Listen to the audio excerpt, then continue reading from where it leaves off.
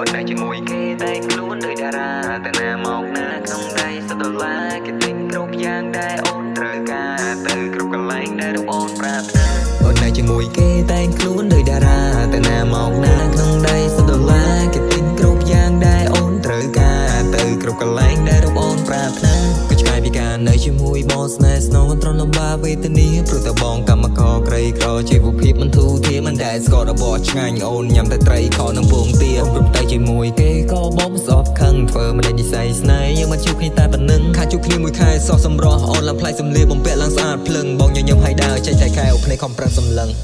អូននៅជាមួយគេតែងខ្លួនដូចតារាតែណាមកណាក្នុងដៃសដុល្លារគេទិញគ្រប់យ៉ាងដែលអូនត្រូវការទៅគ្រប់កន្លែងដែលរូបអូនប្រាថ្នាអូននៅជាមួយគេតែងខ្លួនដូចតារាតែណាមកណាក្នុងដៃសដុល្លារគេទិញគ្រប់យ៉ាងដែលអូនត្រូវការទៅគ្រប់កន្លែងដែលរូបអូនប្រាថ្នា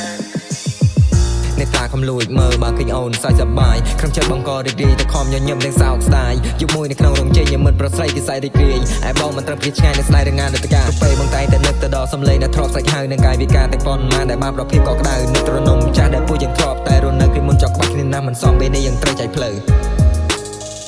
អូននៅជាមួយគេតែងខ្លួនដូចតារាតែណាមកណាក្នុងដៃសដុល្លារគេទិញគ្រប់យ៉ាងដែលអូនត្រូវការទៅគ្រប់កន្លែងដែលរូបអូនប្រាថ្នា